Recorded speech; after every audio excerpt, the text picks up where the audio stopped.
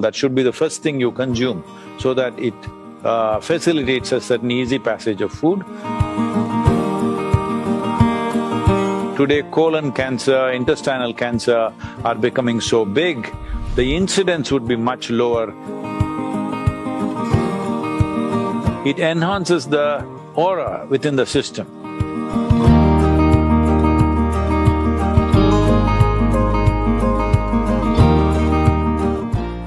Sonia from Jodhpur says that, ghee has always been an integral part of our food traditionally. But given our sedentary way of living, does it make sense to continue with it in our food plan, or should we drop it? No, ghee has many useful things. She comes from Jodhpur, which are actually desert lands. In a place like that, ghee is very, very important because if there is… ghee has this capability. Normally, we must understand this. Today, we are mixing it with so many things, ghee and sugar, ghee and carbs and everything. Otherwise, generally, traditionally, ghee was always eaten as the first mouthful. The idea is, she comes from Jodhpur and if she's eating dal bati, well, it's soaked in ghee. There is no way you're going to eat this dal bati without ghee. It has to be soaked in ghee because the roughage of the cereal is such, without ghee, it's very hard for the thing to go through.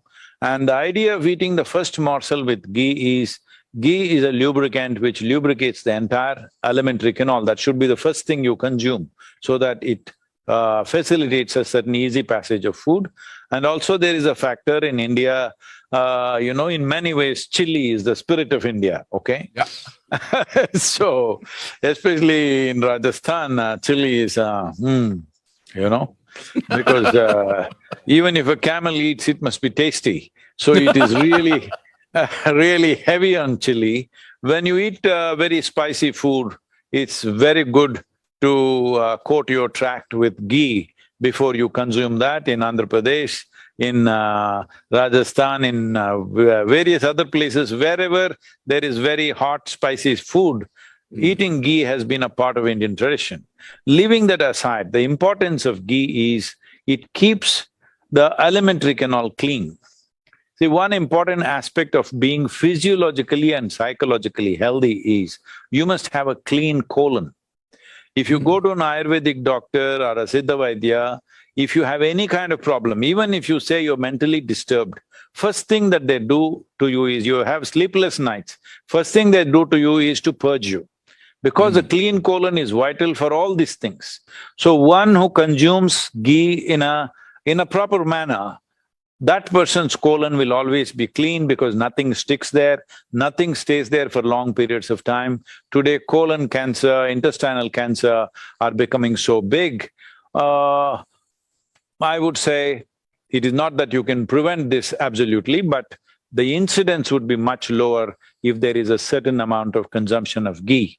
And the ghee must be of the right quality. I don't know what commercial ghees that people are eating today, but if it is properly made from cow's milk or even buffalo's milk, if the ghee is made, it has many important benefits.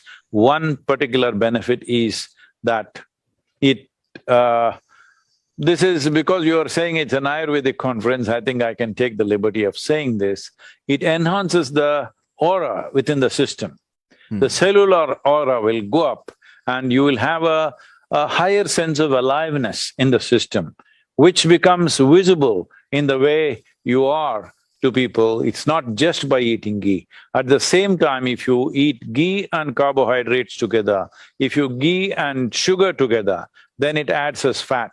But if you eat just ghee or just with a small morsel of food that you eat ghee in the beginning, then it works more as a lubricant. Body's ability to digest ghee is very low when ghee goes in by itself.